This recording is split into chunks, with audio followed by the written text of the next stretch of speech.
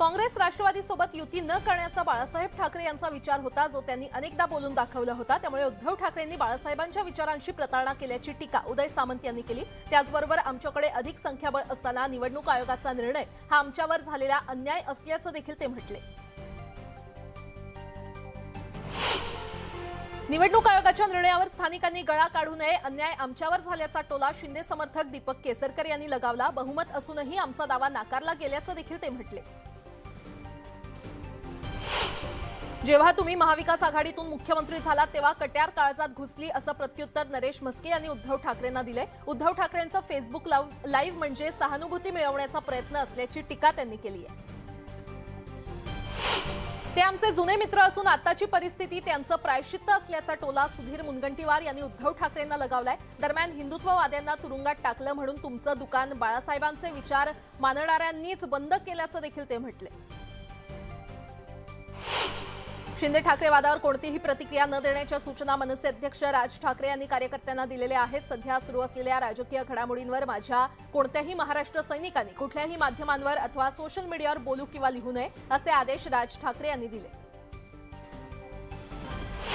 एकनाथ शिंदेंचं काय चाललंय याचा विचार करू नका, रानात लक्ष द्या, असं म्हणत विरोधी पक्षनेते अजित पवार यांनी जोरदार फटकेबाजी केली। अजित पवारांचे उपमुख्यमंत्री पद गेलं, पण ते आताही काम करत आहेत, असं देखील ते म्हटले। बारामतीतल्या सोमेश्वर सहकारी साखर कारखान्याच्या 61व्या गळीत हंगामाच्या शुभारंभ प्रसंगी ते बोलत होते। शरद पवार हे राजकारणातील बमुडा ट्रायंगल असून त्यांच्या जवळ जाणारा संपलाय, हवं तर त्यांचा राजकीय इतिहास तपासा, अशी टीका शिंदे गटाचे नेते विजय शिवतारे यांनी केली। शिवसेना संपवायला शरद पवार जबाबदार असल्याचा आरोप देखील त्यांनी केला। शरद पवारांनी अनेकांना मोठं केलं, त्यांच्यामुळेच उद्धव ठाकरे मुख्यमंत्री झाल्याचं वक्तव्य एकनाथ खडसेंनी केलं। दरम्यान सध्याचं राजकारण राज्याच्या हिताचं नसल्याचं देखील ते म्हटले। औरंगाबादचे माजी खासदार आणि शिवसेना नेते चंद्रकांत खैरे यांनी मुख्यमंत्र्यांवर टीका केली होती। खैरेंनी मुख्यमंत्री एकनाथ शिंदेंविरोधात वादग्रस्त वक्तव्य केल्याप्रकरणी त्यांच्याविरोधात गुन्हा दाखल करण्यात आलाय। औरंगाबादमधील सातारा पोलीस स्टेशनमध्ये हा गुन्हा दाखल करण्यात आलाय। नवी मुंबईमध्ये संभाजीराजे छत्रपती यांच्या स्वराज्य अभियानाला सुरुवात झाली आहे। यानिमित्त पनवेल, खारघर, कामोठे आणि करंजाडेतील शाखांचं उद्घाटन त्यांनी केलं। रविवारी छत्रपती संभाजीराजे रायगड दौऱ्यावर होते, यावेळी त्यांनी पेडमधील स्वराज्य संघटनेच्या शाखेचं उद्घाटन केलं।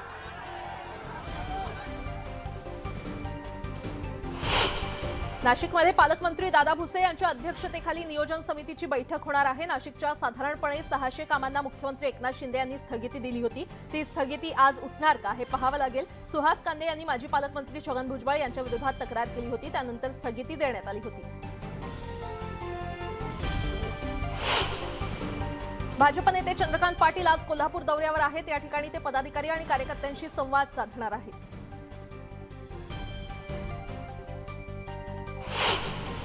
मनसे नेते अमित ठाकरे हिंगोली जिल्हा दौऱ्यावर आहेत। पक्षाच्या वेगवेगळ्या बैठकांना ते हजेरी लावतील। तसंच नरसी नामदेव आणि औंढा नागनाथ या दोन्ही ठिकाणी अमित ठाकरे दर्शन घेणार आहेत। राज्यात पावसाचा मुक्काम वाढला असून 14 ऑक्टोबरपर्यंत राज्यात ठिकठिकाणी पावसाचा अंदाज हवामान विभागानं वर्तवला आहे। बहुतांश जिल्ह्यात विजांच्या कडकडाटासह पाऊस पडेल अशी शक्यता आहे। ठाणे, रायगडसह विदर्भात पावसाचा अंदाज वर्तवण्यात आलाय। ऐन सणासुदीमध्ये तिळाच्या किमतीत वाढ झाली आहे। राजस्थान, मध्य प्रदेशात झालेल्या मुसळधार पावसामुळे तिळाच्या लागवडीवर परिणाम झाला असून यंदाच्या हंगामात तिळाचं उत्पादन कमी होण्याची शक्यता आहे। गेल्या काही महिन्यात तिळाच्या दरात किरकोळ बाजारात प्रति किलो मागे 50 ते 60 रुपयांनी वाढ झाली आहे। आजपासून मुंबईतल्या दुकानांवर मराठीतून पाट्या लावणं बंधनकारक असणार आहे। जे दुकानावर मराठी पाट्या लावणार नाहीत त्यांच्याकडून 2000चा दंड स्वीकारण्यात येणार आहे।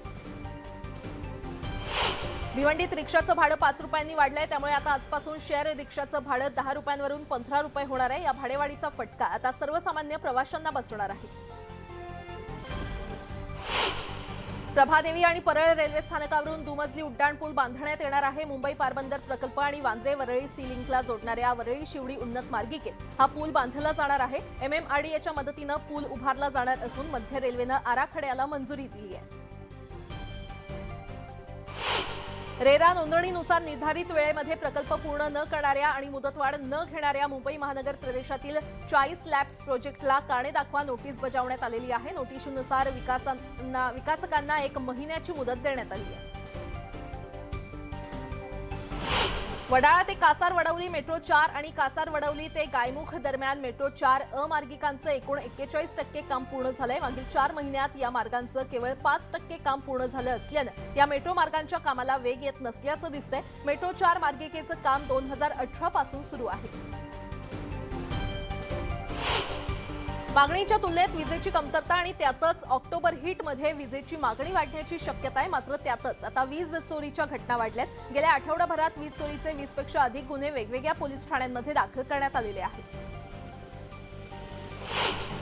आधारभूत किंमत खरेदी योजनेअंतर्गत शेतकऱ्यांच्याच धानाची खरेदी व्हावी म्हणून आता नोंदणीसाठी नवीन पद्धत सुरू करण्यात आली आहे। यानुसार शेतकऱ्यांना प्रत्यक्ष खरेदी केंद्रावर उपस्थित राहून आपला लाईव्ह फोटो काढावा लागेल, अन्यथा त्यांची नोंदणी होणार नाही। पर्यायानं धान विकता येणार नाही, त्यासाठी शेतकऱ्याला प्रत्यक्ष आपल्या सातबारासह उपस्थित राहणं आवश्यक आहे।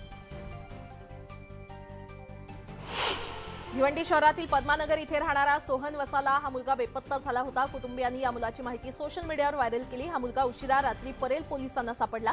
सोशल मीडियामुळे या मुलाचा शोध घेणं सोपं झाल्याचं मुलाच्या कुटुंबियांनी सांगितलं। उरणमधील वायू विद्युत केंद्रात कॉम्प्रेसरचा स्फोट झाला। स्फोटात एक अभियंता आणि 2 कर्मचारी जखमी झाले। मात्र उपचारादरम्यान जखमी अभियंत्याचा मृत्यू झाला, तर जखमी कर्मचाऱ्यांवर उपचार सुरू आहेत। कल्याणमध्ये धावत्या बाईकनं अचानक पेट घेतल्याची घटना घडली आहे। बाईकस्वारानं प्रसंगावधान दाखवत धूर येऊ लागताच बाईक थांबवली आणि तो खाली उतरला। तो उतरताच बाईकनं पेट घेतला आणि बाईक जळून खाक झाली। सुदैवानं यात बाईकस्वाराला कोणतीही दुखापत झाली नाही।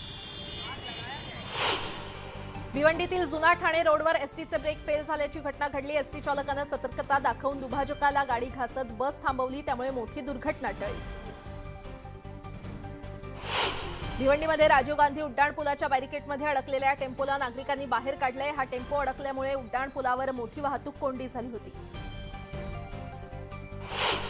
नाशिकमध्ये पुन्हा एकदा बिबट्याला जेरबंद करण्यात आले। नाशिकच्या नानेगाव शिवारात बिबट्याचा वावर होता। वनविभागानं सापळा रचत या बिबट्याला जेरबंद केलं। कल्याणमधील इंदाला अभियांत्रिकी विद्यालयातील विद्यार्थ्यांनी आधुनिक तंत्रज्ञानाचा वापर करून नवीन उपकरणं तयार केली आहेत। या उपकरणाचं प्रदर्शन सध्या महाविद्यालयात भरवण्यात आलंय। खारघर येथील सरस्वती कॉलेज ऑफ इंजिनिअरिंगच्या विद्यार्थ्यांनी तयार केलेल्या कापडी पिशव्या उपलब्ध करून देणाऱ्या एटीएम मशीनचं उद्घाटन मुख्यमंत्री एकनाथ शिंदे यांच्या हस्ते करण्यात आलं। संपूर्ण देशभरात सध्या मुसळधार पाऊस पडतोय। राजधानी दिल्ली आणि उत्तर प्रदेशात पावसामुळे अनेक दुर्घटना घडल्या आहेत। दिल्लीमध्ये इमारत कोसळून झालेल्या अपघातात एका मुलाचा मृत्यू झाला। त्याचवेळी गुरुग्राममध्ये तलावात बुडून 6 मुलांचा मृत्यू झाला। उत्तर प्रदेशातील अनेक जिल्ह्यांमध्ये घरं पडून आणि वीज पडून 12 जणांचा मृत्यू झालाय।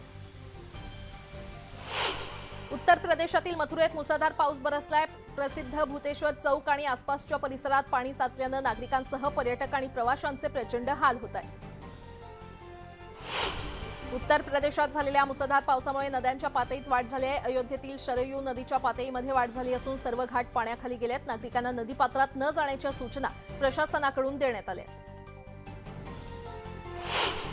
जम्मू काश्मीरच्या अनंतनागमध्ये लष्कराचे जवान आणि दहशतवाद्यांमध्ये चकमक झाली। या चकमकीमध्ये एका दहशतवाद्याचा खात्मा करण्यात आला। परिसरात काही दहशतवादी लपून बसल्याची माहिती मिळताच सुरक्षा दलाच्या जवानांनी सर्च ऑपरेशन राबवलं। यावेळी दहशतवाद्यांनी जवानांवर गोळीबार केला असता त्याला भारतीय जवानांनी चोख प्रत्युत्तर दिलं।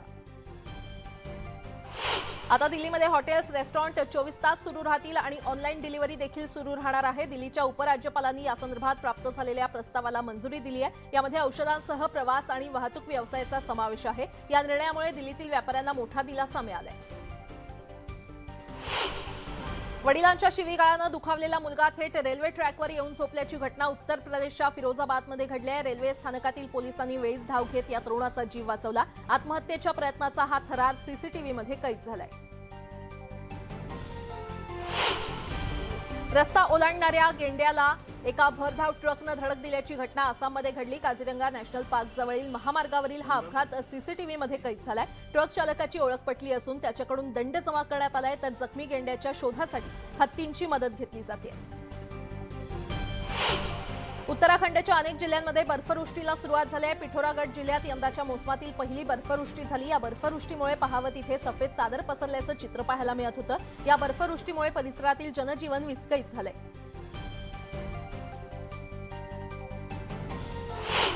काश्मीर प्रश्नावर मध्यस्थीची आवश्यकता नसल्याचं भारतानं पाकिस्तानसह जर्मनीला ठणकावलंय. पाकिस्तान आणि जर्मनीच्या परराष्ट्र मंत्र्यांनी संयुक्त पत्रकार परिषद घेतली. यावेळी काश्मीर मुद्द्यावर तोडगा काढण्यासाठी संयुक्त राष्ट्राने मध्यस्थी करण्याची मागणी पाकिस्ताननं केली.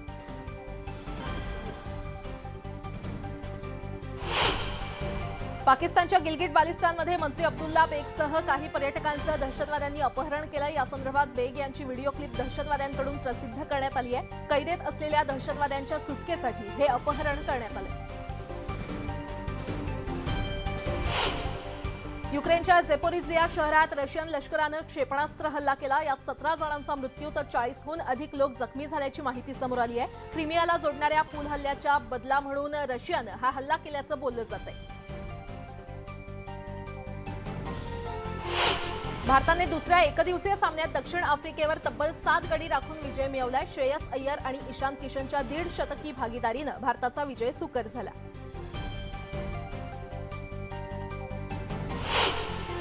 भारताची जागतिक ज्युनियर चॅम्पियन हर्षदा गरुड हिने आशियाई वेटलिफ्टिंग चॅम्पियनशिपमध्ये कांस्य पदक जिंकले. आशियाई वेटलिफ्टिंग चॅम्पियनशिपमध्ये भारतानं जिंकलेलं हे पहिलं पदक आहे. सध्या गुजरातमध्ये राष्ट्रीय खेळ महोत्सव सुरू आहे. या चिमुकल्या शौर्याच्या मल्लखांबावरील कवायतींची सध्या चर्चा आहे. पंतप्रधान मोदींनी देखील शौर्याचा हा व्हिडिओ ट्विट केलाय. अभिनेत्री जेनेलियाचा एक व्हिडिओ सोशल मीडियावर सध्या चांगल्याच चर्चेमध्ये आहे. ज्यात जेनेलियानं रितेशला त्याच्याशी लग्न करण्याचं मजेदार कारण सांगितलंय.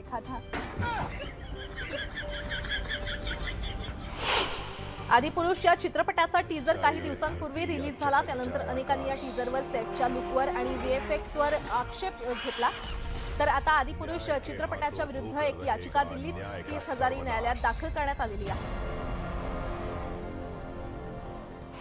प्रियंका आणि निक जोनस लॉस एंजेलिसमध्ये सुट्टींचा आनंद घेत आहेत. याचे फोटो काही तिनं इंस्टाग्रामवर शेअर केलेले आहेत.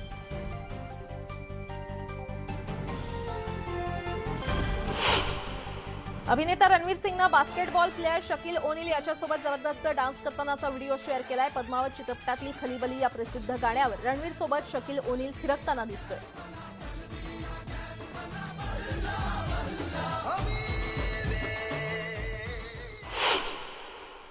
लातूरमधून एक मोठी बातमी समोर येते. लातूर जिल्ह्यातील हासोरी भागात